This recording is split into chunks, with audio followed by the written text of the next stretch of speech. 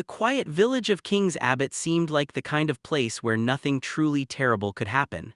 Life moved slowly and everyone knew everyone else. But beneath that calm surface, secrets lived quietly in the shadows. The story is told by Dr. James Shepherd, a local doctor who observes the lives of those around him with careful attention. It begins with the sudden death of Mrs. Ferrars, a wealthy widow whose passing is officially declared a suicide. Still, whispers begin to spread. Many believe she had been hiding something serious enough to drive her to take her own life. There are suspicions that she had poisoned her husband and had been living under the pressure of blackmail. The truth seems buried with her, but only for a short time. Soon after, Roger Ackroyd, a wealthy and respected man in the village, invites Dr. Shepherd to dinner. During their private conversation later that evening, Ackroyd reveals a shocking confession.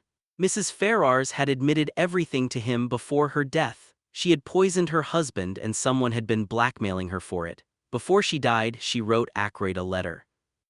A letter that contained the name of the person responsible for her suffering.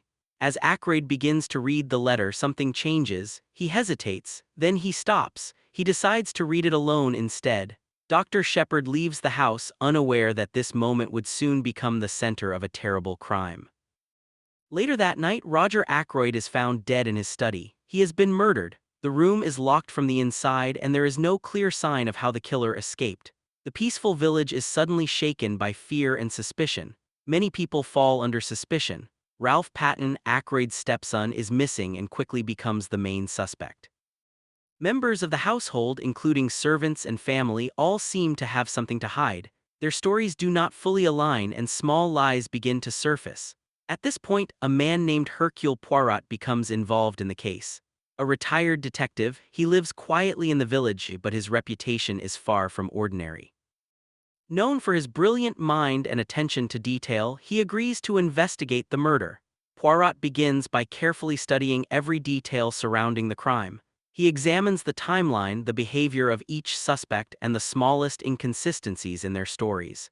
He quickly realizes that this is not a simple case. It is a carefully planned deception.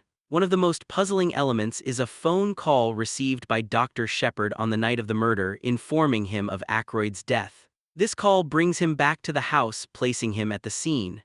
At first, it seems like an ordinary detail. But Poirot later discovers that the call was false, a deliberate attempt to mislead the investigation. As Poirot continues, he uncovers hidden truths about nearly everyone involved. Lies are exposed. Motives are revealed, but none of them fully explain the crime. Poirot begins to focus on a deeper idea. That the truth may not lie in what is said, but in what is left unsaid. He pays attention not only to actions, but to the way the story itself is being told. In the end, Poirot gathers everyone together to reveal the truth. The murder was not committed by a stranger or an obvious suspect. It was carried out by someone who had been present from the very beginning. Someone who had carefully controlled the flow of information. The murderer is Dr. James Shepherd, the very man telling the story. Shepherd had been blackmailing Mrs. Ferrars, pushing her into despair and ultimately causing her death. When Roger Ackroyd received the letter that would expose him, Shepherd acted quickly. He murdered Ackroyd before the truth could be revealed and then hid the evidence. He created a false phone call to manipulate the timeline and carefully narrated events in a way that concealed his guilt. By controlling the story, he controlled suspicion.